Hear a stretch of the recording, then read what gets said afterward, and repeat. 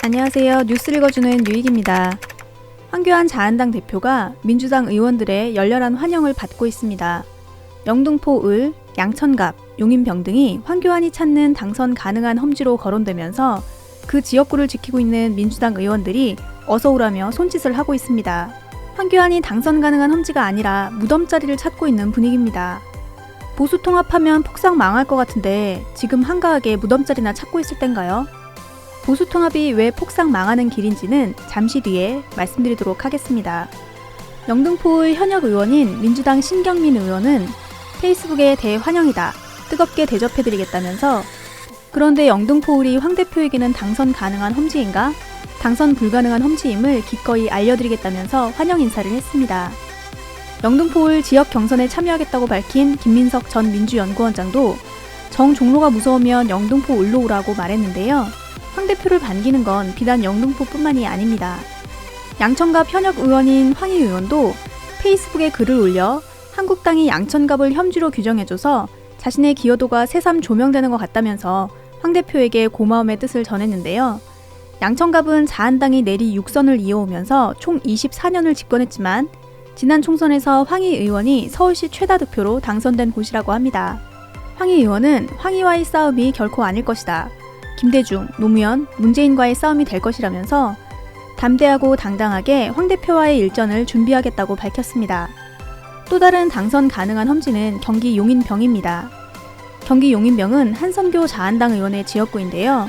한선교가 불출마 선언을 함으로써 자한당으로서는 빈자리가 됐습니다.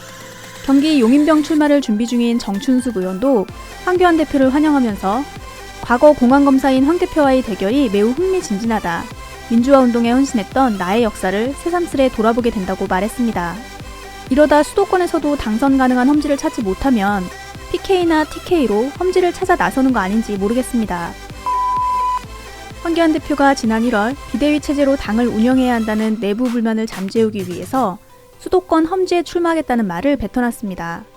황교안 대표의 행보를 보면 자신에 대한 불만이 표출되면 일단 강수를 던져서 앞뒤 안 가리고 맞고 보는데요. 그 이후에 수습이 안 되는 일이 허다합니다. 황교안 입에서 험지 출마 소리가 나왔으니 당연히 종로에서 이낙연 전 총리랑 붙겠구나 하고 생각하지 않았습니까? 그런데 황교안이 당선 가능한 험지를 찾아보라고 했다는 말이 자한당 내부에서 새나오면서 졸지의 웃음거리가 된 겁니다. 자한당 중진들에게 험지에 출마하라고 등을 떠밀면서 정작 본인은 한 달이 다 되도록 어디에 출마할 건지도 결정을 못하고 당선 가능한 험지를 찾는다는 소문이 쫙 퍼져서 당의 위신만 떨어뜨리고 있습니다. 그러니 중진들이 황교안 말을 듣고 험지에 출마할까요? 예전에는 선거철이 되면 보수는 부패로 망하고 진보는 분열로 망한다는 말이 돌았습니다. 보수는 정치적 목표보다는 실리를 따라 뭉치는 경향이 있어서 선거철에 단일 후보를 내세우는 반면에 진보는 정치적 목표가 다른 집단과 잘 뭉치지 못하면서 여러 명의 후보를 내서 선거 때마다 고전을 해왔으니까요. 하지만 최근 몇 번의 선거를 치르면서 진보 진영에서 단일 후보를 많이 배출했고 유권자들도 현명한 판단을 하면서 정치 지형 자체가 많이 바뀌었습니다. 실리에 따라서 한 군데 모여도 이긴다는 전망이 보이지 않기 때문인지 이번에는 보수 분열에 속도가 붙고 있습니다. 지난 22일 리얼미터에서 재미있는 여론조사 결과가 발표됐었는데요. 자세한 응답 개요는 아래 설명칸에 적어놓겠습니다. 리얼미터 홈페이지나 선관위 홈페이지에서 좀 더 자세한 내용을 확인할 수 있다는 점 참고하시기 바랍니다. 보수 진영에서 통추위를 만들면서 세력을 한데 모으기 위해 애쓰고 있다는 것 다들 알고 계실 겁니다. 통합된 보수 세력에 대한 지지도가 얼마나 될 것인지 리얼미터에서 여론조사를 한 건데요. 자유한국당의 정당 지지율이 32.1%, 새로운 보수당이 3.8%를 각각 얻었는데 이 둘을 합해놓고 보니 더해지기는커녕 10.8%나 빠진 25.1%의 지지밖에 얻지 못했습니다. 민주당도 40.1%에서 36.6%로 지지율이 떨어지는 모습이긴 하지만 정의당이 4.2%에서 6.6%로 올라가면서 진보 진영에서 어느 정도 흡수를 해줬다는 걸 확인할 수 있습니다. 물론 보수 쪽도 바른미래당이나 우리공화당 등의 지지율이 조금씩 더 오르는 효과를 보여줬습니다. 재밌는 건 통합 보수신당에 대한 연령별 지지인데요.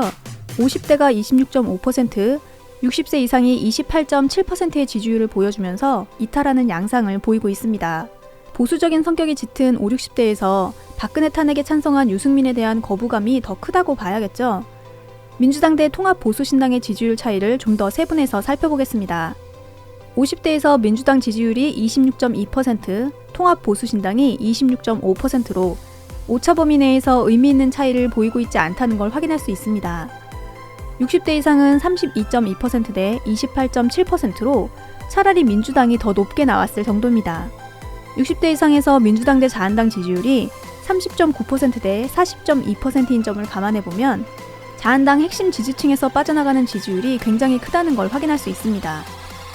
중도층은 32% 대 28.8%, 서울 지역은 38.8% 대 29%로 민주당이 우세한 가운데 나름 박빙의 양상을 보인다고 할 수 있고, 나머지 지역이나 연령에서는 민주당이 더 높은 지지율을 보이고 있습니다. 대구 경북 지역은 20.3% 대 41.9%로 전국에서 유일한 자한당 우세 지역입니다. 참고로 대구 경북 지역의 자한당 지지율은 52.5%로 통합으로 인해서 역시 10% 이상 지지율이 빠져나간다는 걸 확인할 수 있습니다.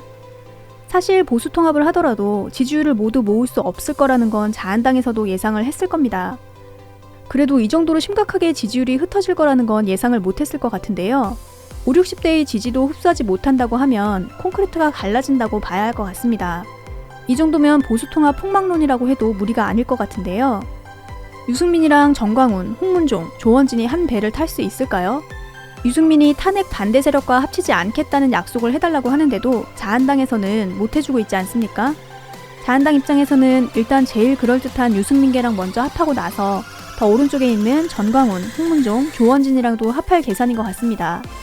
물론 그렇게 해서 이긴다는 보장이 있으면 합할 수 있겠지만 유승민 의원 입장에서는 이길 것 같지도 않은 판에 자신의 정치 생명을 걸고 싶진 않을 것 같습니다. 지난 대선에서 보수 후보 단일화가 이루어지지 않았던 것과 마찬가지의 이유로 이번 총선에서도 쉽지 않을 거라는 생각이 듭니다. 이런 때 황교안이 종로에 나간다고 하면 대권 주자로서의 명맥은 살릴 수 있겠지만 당선 가능한 험지를 찾아서 종로가 아닌 지역에 나가게 되면 그것도 물 건너 간다고 봐야 할 것 같습니다. 오늘 말씀드릴 내용은 여기까지입니다. 끝까지 들어주셔서 정말 고맙습니다.